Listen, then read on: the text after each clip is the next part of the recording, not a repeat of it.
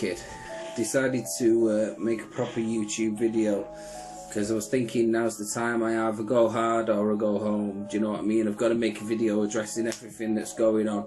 Personally, I had a really good year last year. It was fantastic, you know, couldn't have gone any better. And that's because I was putting in the work and the self-focus, self-care, and getting myself fully recovered, which I'm pretty much there now. Do you know what I mean? It's all a work in progress, and I'm going to keep on rising and rising and rising because my ascension never stops. But yeah, at least it's begun. So it's been a good year for me, but in terms of everyone else, I understand it's been extremely hard. There have been job losses, suicides, etc, etc.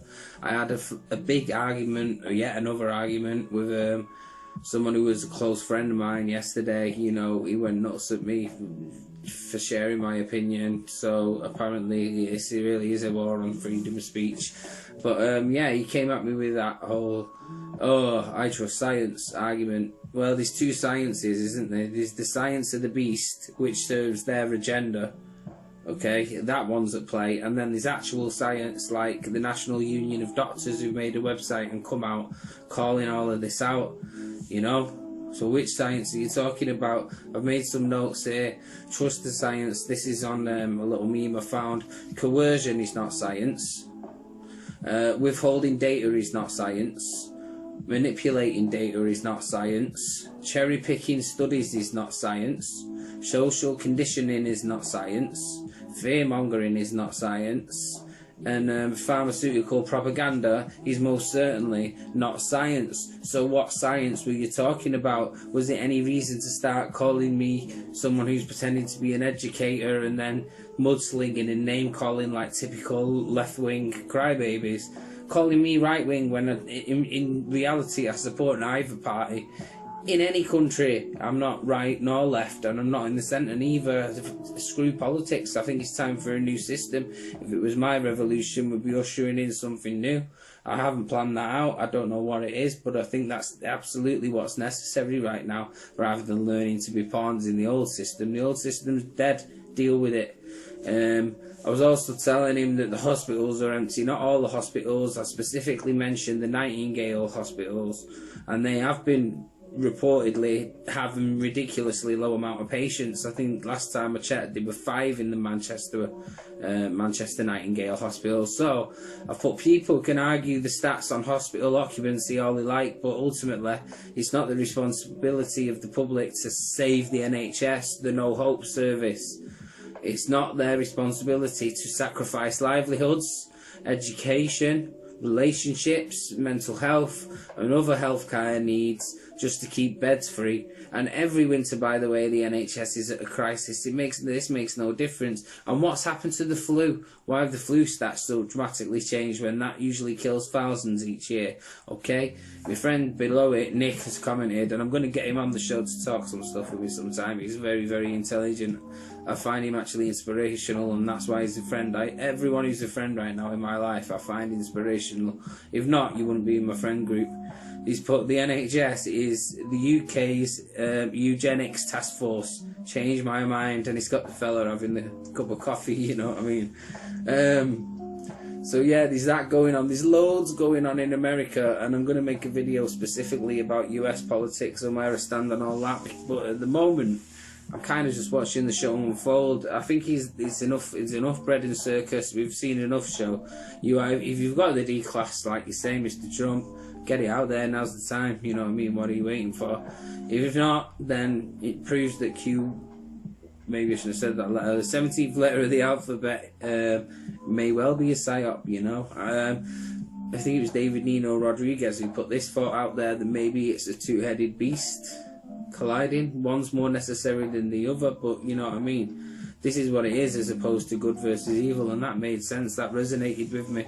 So I made some more. Well, I've copied and pasted this, but every single question I agree with. If you're not already asking your own questions, then here's a few that might get you thinking about the way things really are. The true pandemic is the amount of missing children in the West. Yeah, child trafficking. That's what needs sorting out immediately. But anyway, here we go. We live with other diseases, but we can't live with this one. I've not been wearing a mask since March, by the way, due to exemption, and I've not caught it yet. I know plenty of people in the same boat, and they've not caught it yet. At the start of the pandemic, we had gloves and masks all over the pavements, so you'd expect every single bin man in the country would have it now. You know what I mean? But they haven't. So, Shield Destroyer told me this is a 500-day ritual, making it end on summer solstice, so we'll see. This video will probably get pulled down, but I'm going to post it on my Protest Child page anyway, just in case it does. I'm going to get it up there, see how long it lasts. Save me questions anyway. Why did a Cambridge PCR test study of 10,000 people show that 100% of their positives to be false? Why are there many videos of empty hospitals? Why are the Nightingale facilities being dismantled and closing? Why is there video after video after video of people pretending to administer vaccines? Why does 2020 have the 14th highest overall world death toll in the last 30 years? Why are there not masses of homeless dying from it on the streets? Why does hardly anybody know anyone that's died from it, especially under 60s? The statistics came out about that. Under 60s was 388 people have died of it. So it's people dying with it, isn't it? They test their corpses and then find out that they was infected. So they're dying with it, they're not dying of it. Why are any deaths being marked as COVID up to 28 days after a positive test, particularly as we have to isolate for 10 to 14 days after one? Why is it only taken the lives of 388 under 60s without underlying health conditions in the UK? Asymptomatic transfer is now debunked, so why are we still using this data to enforce restrictions? Why are we still using Neil Ferguson as our expert advisor when he's failed to correctly predict pandemic numbers for the past 20 years? Here's a quick point I wanted to make to you off the top of my head. Okay, if the masks are working, why social distance? If the social distance are working, why the lockdown? If the lockdown's working, why the vaccines? If the vaccines are working, why the second lockdown? If the second lockdown works, why are we going into a third lockdown here in the UK? China only went into one for 2 weeks, but they locked down properly. Come on, man. Give your head a wobble if you're thinking like this by now. Okay. Why are people being sent text messages from the NHS saying they've tested positive when they didn't even turn up to the test centre? By the way, the mass testing was a disaster in Liverpool when the military tried rolling it out. Such a waste of money. This magical money pot that apparently wasn't available to Jeremy Corbyn, but is available to the Tories. Yeah. Alright. So, why are we pushing a rush vaccine from a criminal enterprise that has broken record claims for a virus that is affecting literally nobody? That our immune system is dealing with it on its own. 99.9% of the case. You know about that 99.9% survival rate. Even only if you're above the age of 74, it drops to about 99.4%. Why aren't we discussing healthy lifestyles, diets, vitamins, vitamin C and D3, zinc? I use all of these things. They can tackle this, so they can certainly help prevent it. So I would take D2 as well, actually.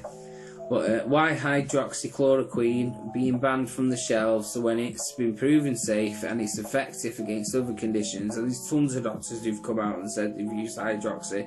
Just because Trump said he used it, everyone went, oh no, it must be bad then. Orange man who tells us to inject bleach, it must be bad. Alright, why are we being assured this vaccine is safe when we've got no proof? You know, look at the liability. They're not held liable if anything does go wrong. And I've heard now that the first doctors died of it. It was the same scenario with the swine flu jab in 1976. Thousands claimed damages. Well, that's probably why these have opted out. And that was guaranteed safe. You know, lockdowns usually take about 10 years to develop on average, and even those ones aren't always 100% safe. And if you think I'm just an anti-vaxxer, go and have a look at the ingredients of vaccines and then tell me you're cool with it, especially you woke vegan lot. Alright then. And on the Muslims, it's not haram. I think I'm stupid, bruv. Why are the police being told to act unlawfully in dealing with anti-lockdown protests, or I'd call them pro-freedom protests? Yet Black Lives Matter and Antifa and all them lot, etc. are left alone to rip down statues and to burn stuff down. I'm not taking sides with anyone, I'm just saying the facts. Look at it. Why are we only hearing one-sided arguments from experts? No debates, no alternative perspectives being addressed by the media/government.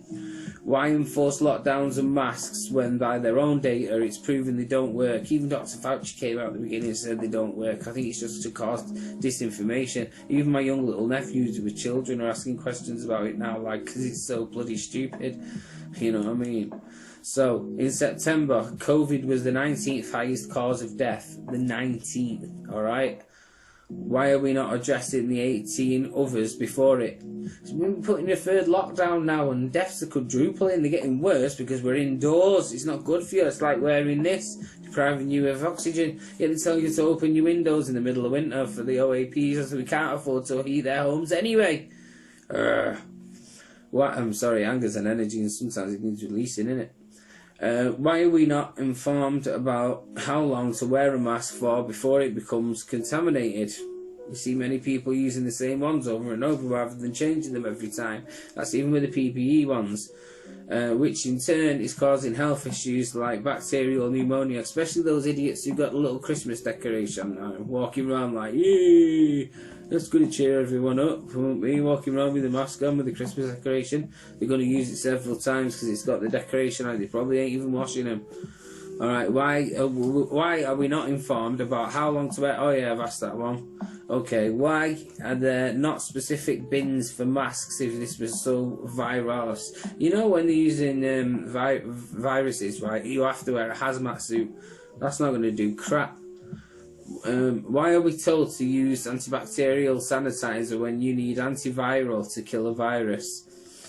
Where has the flu gone? I asked that earlier in the video. 20,000 less deaths this year than last year. Where has pneumonia gone? 17,000 deaths less this year. Committee of 10,000 academics constantly being ignored. I know people that have tested both negative and positive on the same day. How is that possible? And that includes Elon Musk, did the same thing, had 4 sets of tests, 2 came back positive, 2 came back negative. Why do the government and their officials keep breaking their own rules? And celebrities like Piers Morgan, Lorraine Kelly, you need firing immediately, especially a fat bearded. Rules if they are, sorry I went off on a rant then, if they are certain of the severity of this virus. January 2018 there was a flu outbreak that saw a 42% increase in deaths. Why no restrictions implemented? We weren't wearing masks for that, were we? Why shut down hospitality industry when it's being proven to only account for 5% of cases? How are there still unoccupied beds in hospitals when they're at capacity every winter?